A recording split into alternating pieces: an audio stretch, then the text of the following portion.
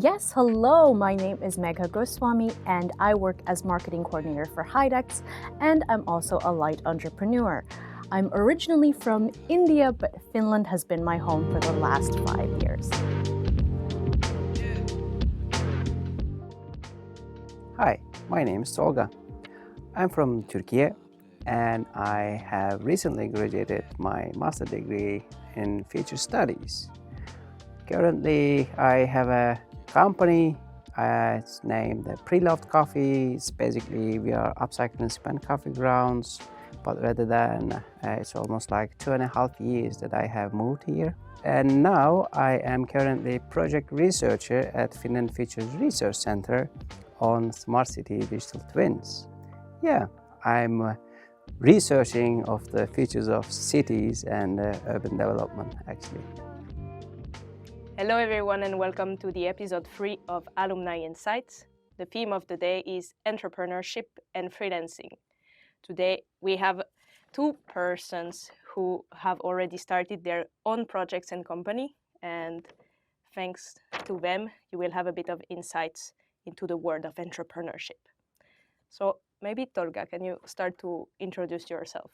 Yep, I'm Tolga and I'm founder and CEO of Preloved Coffee, which is upcycling spent coffee grounds, and we recently registered our company and it's based in Turku, and we are hoping to have and penetrate all the market of the coffee industry in the future actually. Okay, Megha, what is your project? Hello and nice to meet you. My name is Megha and today I am very happy to be here. Thank you for the invitation. I'm here to talk about Couple of Expats, which happens to be my blog and YouTube channel as well, where we share information about building a life in Finland. But I think we're gonna dig deep, both entrepreneurship and otherwise, and happy to be here. Perfect. So you have two different projects. One is more about culture and integration, and you is so recycling, sustainability, money. Yeah. So I will ask you one broader question that was recurrent among the students who prepared the questions for you, and it is: how long did it take you to find your first job in Finland? What about your current job? This question is from Julian. Maybe Megha, you can start. How long did it take you to find your first job and the current one? It took a few months of effort, but then again, I think I had the mindset of finding a job from the day I landed in Finland. So it is a difficult question to answer from that aspect because I was already laying the groundwork for months before I even sent out my first application. So I think it might be difficult to say exactly how long it took, but I started applying for summer jobs, for example, in January, and I already knew that the company that I would be working for by end of March. So that's approximately 3 months. And in the case of my current job, it took less than, I would say, 2 months, but that really just depends on good timing. So I think this really depends for each candidate, and you can't really say what is the perfect number or time. Yeah. The other guest also answered that it's a matter also of luck, as you said, of timing, because sometimes someone is retiring or changing position. So then you are the best candidate at this moment. Exactly. And what about you, Tolga? Yeah, maybe it's kind of different in the normal the explanation of the like reading or the finding a job here, but it was like second week that I arrived In Finland? Yeah.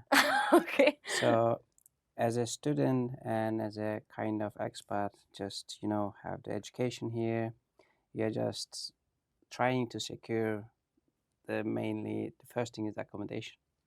So it's rather than like a Germany or other European countries, it was more easy because you get a kind of hey, you have a place to stay from TYS, so you are getting this information and you're relieving. And after that, the second thing is how will you secure your expenditures, like that kind of thing. And the first thing is that you're looking for like gig jobs, like, you know, cleaning or restaurants and other things. And it was the thing that I arrived here. It was first thing that I focused, because it's something that the challenge that you should tackle with as soon as possible. And I did it. It was the first week, and the second week they called me. I started work. But the thing is, what I can advise, it's the thing that you just secure, because the money is not that much enough to, you know, cover your expenses and other things. And meanwhile, when you jump to the job, look for another one. So that first secure your like expenses and like rent and other things, and then, you know, just look other files or other like really organizational level rather than gig jobs. But as I said, it was like second week. And what kind of jobs did you do? It was like a cleaning jobs. I was in a restaurant also. Yeah, it was something that first it was like a cleaning, and then kind of fundraising, because it's something like stepping up. So first secure your expense, and meanwhile, okay, I'm not here for this, and you are looking for this kind of more organizational level, like UNICEF or this kind of, you know, like Finnish Red Cross. And when you get, you're leaving one and you're carrying on the second one. It's like a stepping up. So about the really job, I can say it was before I graduated. I got my job offer. So it was like April 2023, and I graduated. I'm still working in the same job. Okay. Yeah, it's interesting because I feel a lot of internationals start with an odd job like this, and in my case it was not so bad, because at the restaurant I was forced to speak with the customer, so I was forced to learn a bit of Finnish. And Yeah. it was of a great help after. I'm happy I worked there. But then I had more specific questions for both of you, because you both are now working in a field that it quite differs from your original studies or your original work experience. And for that reason, and you prepared this question for you, Tolga. Do you feel that your long experience in municipality in your home country was helpful for your job research in Finland? Because we checked your LinkedIn profile and we were surprised by that aspect. Yeah, I have worked in a local authority for more than 7 years in Turkey. So, and my studies was also related about it. It's the, you know, the main idea. They're looking for what kind of AI mayor.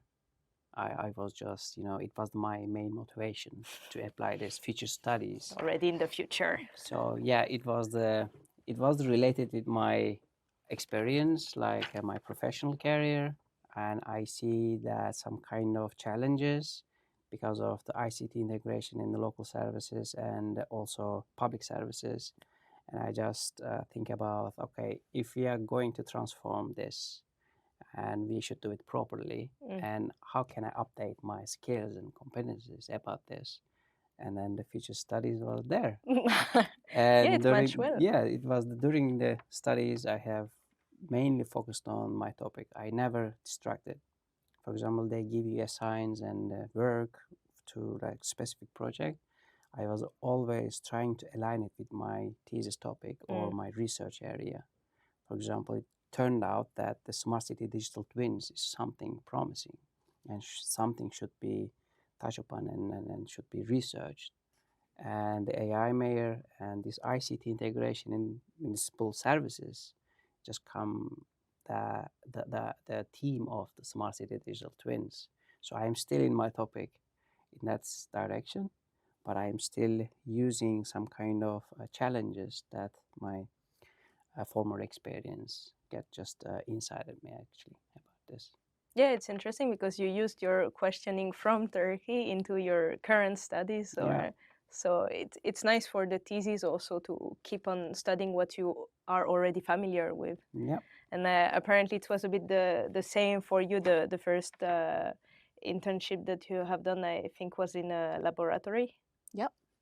So some students were curious about your shift from laboratory work to marketing, and they asked you, did you have previous experience in marketing before working at Hidex? Maybe you can also explain a bit what's the goal of Hidex, and how did it occur to you that you could work in marketing instead of your field of study? This is a question from Dmitry.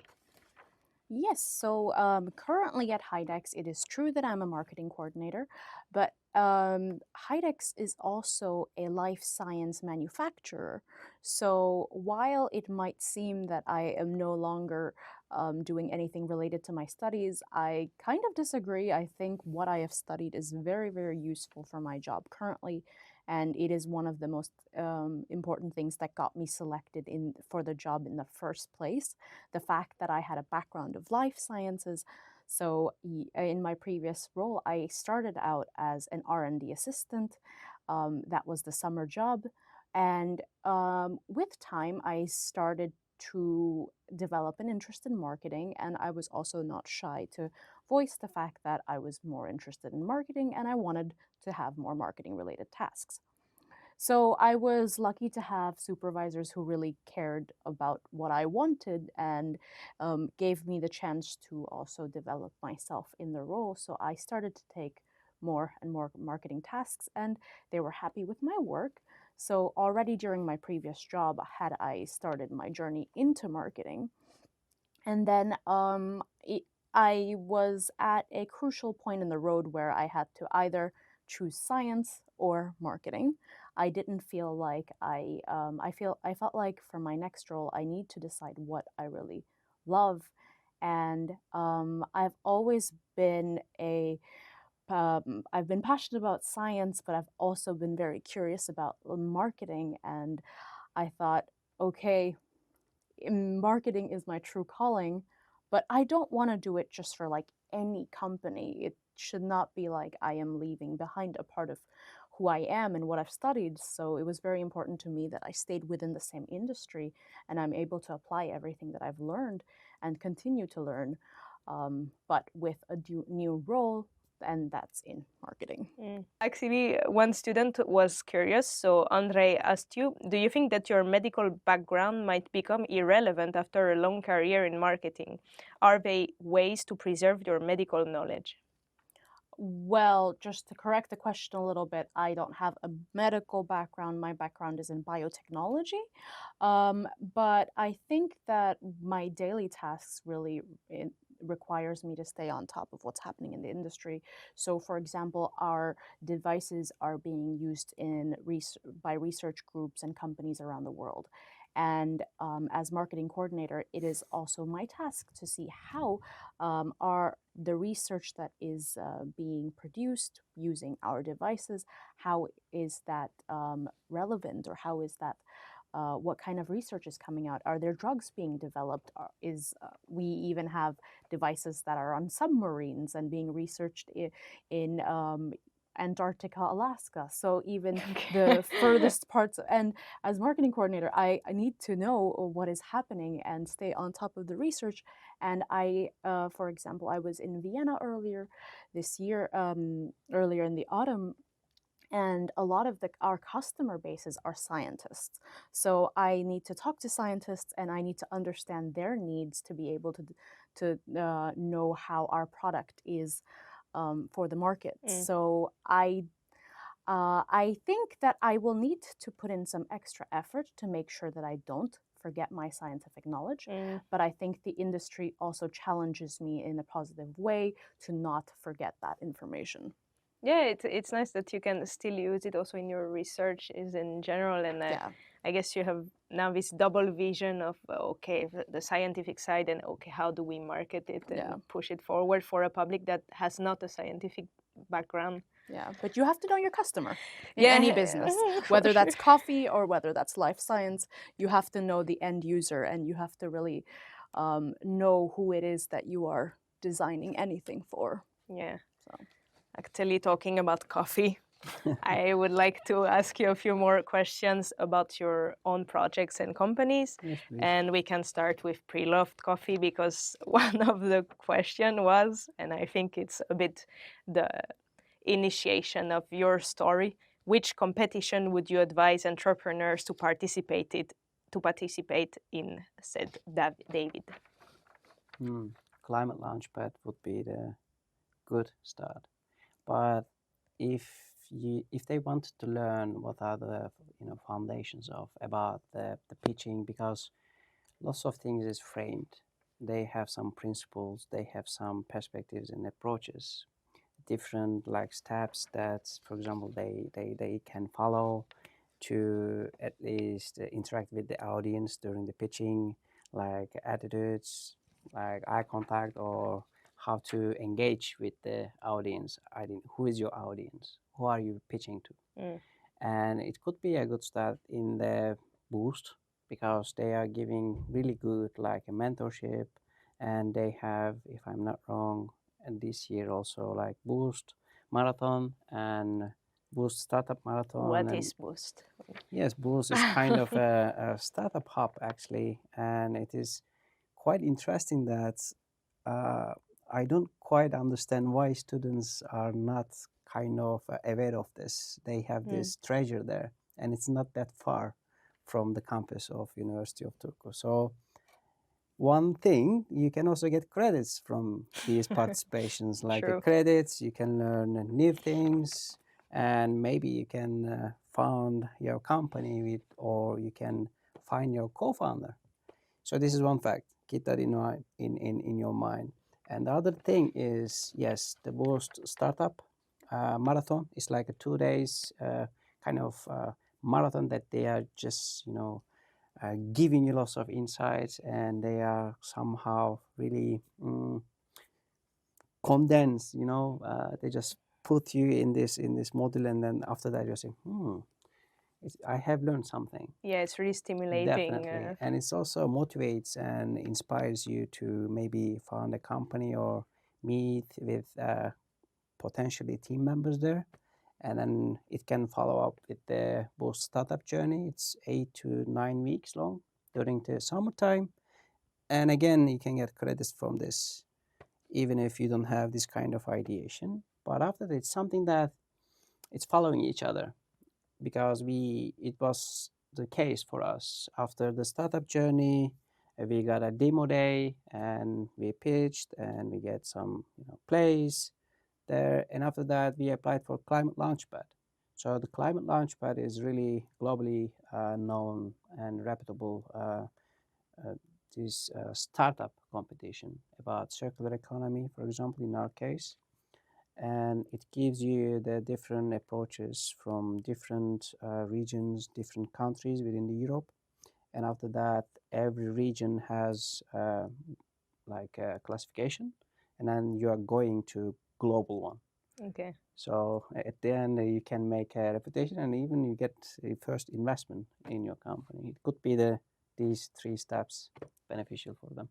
Yeah, actually, we met during the marathon in which Preloved Coffee was created. Yeah, definitely. I saw the birth of the project, and it's crazy to me to think that years after it's still going on. Yeah. Because when I participated to it, I wanted to learn more cooperation skills or IT skills, this kind of thing, and how to think in a group, because I never had this kind of experiences. It was great to see the project I participated in. After I didn't keep in touch with the people, but to see that some teams stick together and they continue after years to apply to more competitions and develop into a company, it was really inspiring for me to see. Inspiring and challenging. I warn you. I saw him after he was not sleeping. Look at my eyes. That's if you're ready for sleepless nights, good. Be an entrepreneur. But actually, it's connected. Did you receive financial support from the Finnish government? This is a question from Alexei. Yeah, so about financials, there are different stages for this, and there are lots of opportunities for this. If, for example, for Business Turku has its network, and they have also the financial instruments, and the Turku business region has also its own financial instruments. But in high level, there are a big Finnish startup ecosystem here. In that sense, somebody you don't need this, governmental support, because they are already doing it with Business Finland, with regional support, and some like regional level or city level calls. I think most of them don't know that the city of Turku has 600,000 euros fund for urban developing with different pillars, and they are dividing it for. One of them is circular economy or different, the areas of it, and it is not that much known. But they, even for the city case, it's 600,000 euro. Geography people, that's Yeah, your it's moment. it is the like mind-blowing moment. It's like, hey, it's good money, it's good money. We can, use it. So to sum up, in some, contexts, the government is already doing it with regional or city or in higher level like Business Finland. But in some cases, the ecosystem is really strong here. There are angel investors. This Fiban, for example, is one of them. Maria One is one of them. Boost is also kind of open this gate for this kind of things, and every city almost. Turku has Boost Turku. Tampere has Tampere, Entrepreneurship Society, Okay. and the other one. So it's full of opportunities in this ecosystem, and it's kind of, yeah, it is financially, it's lots of abundance There is there. backup. Yes. Yeah. Yes. Yeah, I feel in general, don't feel shy to ask around. And in Definitely. Turku, you can take a free appointment with Business Turku, and they explain to you how entrepreneurship work and what kind of fundings you can have. So really don't hesitate to ask them. They're super nice. You send an email, and then they plan you a meeting. So for free, I think it's great that you can have. Also from International House Turku, you can have business recommendations or tips. But concerning your own project, Megha, and you wanted to know, when did you establish your entrepreneur status and how? When did this blog about food and sharing passion for Finland turn into a proper enterprise? And it was around 2 years ago, and the way it turned was maybe more casual than expected. It was the fact that I needed a system to make invoices. So that led to us knowing that, okay, so this is something that we can turn into some sort of a side hustle.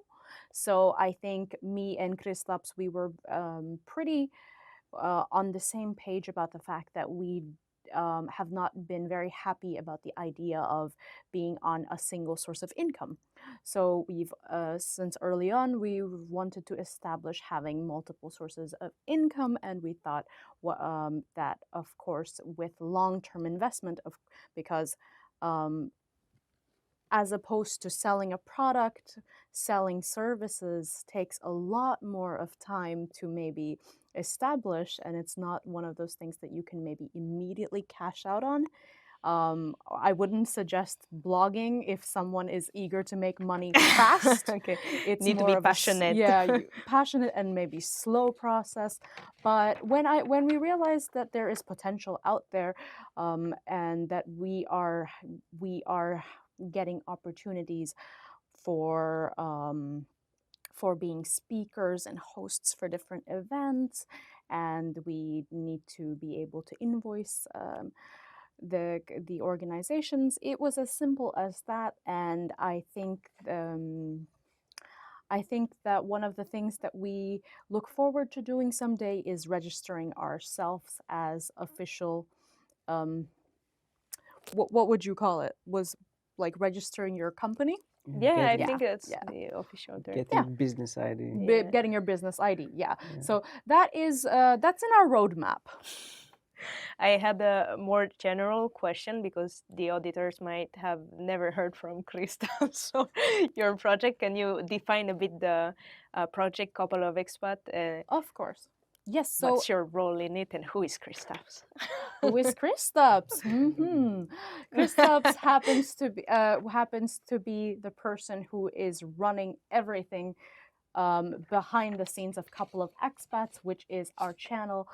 We are the couple behind Couple of Expats. My partner is from Latvia and I am from India, which is why the name Couple of Expats. And as opposed to many couples who have a Finnish counterpart, both of us are foreigners, obviously, internationals who actually met at UTU, fun fact, while we were both students here. At the glow party or Not at the glow party, but let's not dive into too much detail at which party. But Couple of Expats, the way we try to describe it to a 5-year-old, or well, maybe not a 5-year-old, but a 10-year-old, is the channel that we wish we had when we were younger.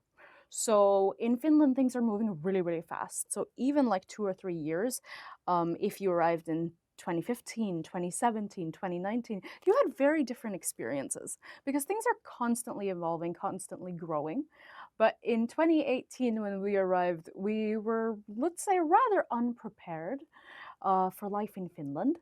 And there were so many things that we did like wrong. And we are just trying to create content on what we think would be useful for someone moving to Finland. So whether that be how do you survive winter, or where do you look for apartments in Finland, or why would you want to move to Finland in the first place for your studies? So we're trying to cover a broad spectrum of or why do you not want to come to Finland? We're trying to tell you how it is as it is through our social media channels and our YouTube. So that is kind of what we do in a nutshell. Okay. The students were also surprised by both of your CVs because from what we understood, you are both working in English in a pretty international environment. And so there was one question for Megha concerning the Finnish market. Do you feel that the Finnish market is receptive to marketing in English language, asked David? Right. So this kind of goes back to what I said earlier. Your marketing is for your audience. So this really depends on who is your audience. In this case, for Hidex, not Couple of Expats, which is my evening job, but Hidex, which is my main job. So what's important here is that only 2% of our customer base is actually in Finland. Okay. And then 36% of our market is from Europe. And the largest chunk of our market is actually North America. So our marketing does not need to focus on Finland at all. Our marketing is prepared for a very, very, very international audience. So in that case, I am able to do all of my work in English and there is no need for Finnish language. But that also happens to be because I landed in a company that does not focus on the Finnish market, which might be very special in Finland. Yeah, it's interesting. I didn't know they sold so much abroad, and maybe that's one tip. If you don't speak Finnish, maybe target companies that are collaborating internationally. That can be a way, even if you should learn Finnish, like me. Definitely. In the case of Tolga, it was a bit of not a conclusion question, but a lot of international students are really encouraged to go to Finland. They receive a scholarship. We feel quite supported by the teachers and the university in general. And then we start to look for a job and it's the big shock. In fact, even if Finnish people speak English, at work they speak Finnish. So you feel limited in your job applications or it's difficult, no one answers, etc. Mm-hmm. Do you feel that there is a gap between how international students are encouraged to study in Finland and how the job market welcomes them once they graduate? This is from Julian. Yeah, I think we should put more emphasis of regional kind of retention. It really changes when you go to Helsinki and when you look to Espoo or Tampere and when it comes to Turku. So in that sense, I think this system that the city has is kind of affecting this. For example, I just put a broader perspective here. So as if, Finland is Invest Me. They give me like a scholarship. Okay. So it's kind of to, when you finish, I didn't experience it because, as I said, I even got my job before I graduated.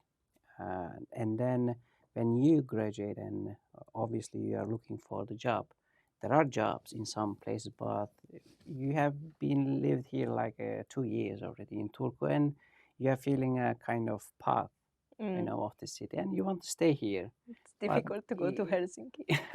Yeah, it's it's you are really, your friends is here, your the place that you feel that this is my place, this is my spot, is here, and it's kind of moving to another city and looking this kind of opportunities is kind of more challenging, and in that sense, We will stop you. Yeah. In that sense. Yahoo! Yeah. Okay, in that sense. Yeah. In a sense, you don't want to go. But on the other hand, the market is small in Turku, and you're trying to find a match. You want to stay here, but your skills is, is kind of demanding more higher position, and you are feeling a dilemma. Okay, should I stay or should I go? Very poetic. Yeah. So this is the case. I think there should be more encouragement and more initiatives in that sense, like not changing the everything, but start from small and maybe kind of spillover in different industries. Because in some industries, for example, in IT, even it is the IT, you are dealing with the codes. So the codes is like generally, like, if I'm not wrong, kind of in general, English. yeah, for example, like a Python or other things, it's kind of English because of the language model or something. But when you apply for this job, it's, of course, you have been part of this communication in the organization or in the company. So you are dealing and you're asking yourself, okay, I'm dealing with the code. I don't even need to communicate with anyone if I have any spread or that kind of thing. But still, you need to have a communication. In that sense, this could be more like not radically changed suddenly, but a smooth transition would be maybe good for the retention, of the students in Turku after they graduate. In that sense, yeah, I can add, but I don't know. What are your thoughts about this? Well, I was just thinking that we've already done our fair share of moving. Mm. We don't want to move anymore. Yeah. Well, if you, of course, if you want to, that's totally fine. But I think a lot of people have spent those 2 years building connections and networks and everything, like you said. Yeah. And it's one thing to want to move, but it's another thing to be forced to move. Mm-hmm. And I would like to see how are Turku's retention numbers changing. Of are you like how has in the last 10 years, how many students have we been able to retain? Like let's say in 2013 versus 2023, are we actually able to keep the talent here? Because I know a lot of people who ended up in Helsinki region, and guess why? I can give you a hint. It's because they found a job there, and they didn't find one here. Yeah. So, of course, COVID opened doors with remote working policies becoming more and more common and employers also being open to the idea. That hasn't really helped things. Of course, there's no doubt that Turku is a beautiful city which has everything, and you really have to, it's hard to let go of. Yeah, definitely. Yeah, for me it's the same. I see jobs in Helsinki, but I'm, Turku. All my friends also. It's the difficult. metro, no. Oh no. 45 minutes. Halinen. And I personally had a last question for you too, about entrepreneurship and starting your company, because you are both doing it on the side of your main job. What would be your advice for someone who really wants to start a company? Do you think it's achievable to focus only on this, or is it better to secure a job and then on the side to start your own business and see how it develops? Maybe I can start because it was kind of the topics that we have discussed in different occasions. So there are some path as a really entrepreneurial mind that they say all in, and it is not that much easy as an expert because I have one ballot. Okay, I can't just say all in, all my money in, because I have to secure somehow my expenses that can keep me alive here, because I don't have any like alternative income. So in that sense, if they are expert like us, so first, if you, it doesn't matter like a fully work somewhere, but it could be like a part-time work or something. If you really want to do something about your idea or building your company, the first thing is secure your expenses with kind of a part-time job, or it doesn't matter, like it could be a gig or in the organizational level, like part-time. And the second one is the team. They should really they shouldn't be hesitating about the shares, about the money in the beginning. If they have team, it will be more easier. I have 4 team members. You are the best. Really, if the Preloved Coffee is Preloved Coffee now, it is not just me. It is all the ideation and all the discussions and the challenges and about this ideation and turning around the all team members, because you're giving just put some idea and team members and discussing and adding, hey, you said something, what was it? Said this. Okay, do we have any scientific background of it? And we have Dana, for example, background in scientific, and I still don't know what kind of bioinformatics it is, but he is always bringing up, okay, yes, it could be achievable because it's scientifically a proof of concept there, okay? And when you put it there, and marketing, for example, alone, she had almost more than 15 years background in really multinational companies. Hey, it could be like a branding, because she was the founder of our name, Preloved Coffee. And we have Vincent about sustainability. Everyone is putting aspect. And also the role of division. If you manage within your team, if you trust within your team, it's more easy to get these things smoothly. And the third one, learn Finnish. I feel every episode is going to be learn Finnish. Because, for example, when you register, or if you have anything related about business, like legal correspondence and that kind of thing, you're getting a post, and you're using your Google Translate, and then hesitating, is it right translate because it's official? Then you're directly going to the this related public place and ask, is it like this? Did I understand? But the funny fact that even if I believe that soon this language things and everything will be changed, because as you said, the world and Finland is evolving, and it will take some path. But I do understand the hesitation that being, keeping the language. So there should be some balance.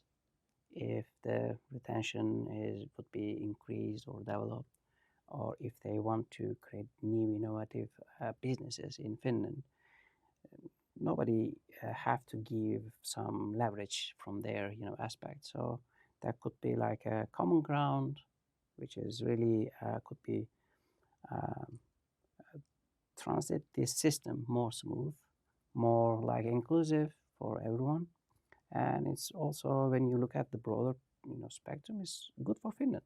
So win-win. To translate more official documents, it could be translation, or could be, I don't know, in some cases it's really a core document. For example, from the start, the core documents like a registration paper. Okay.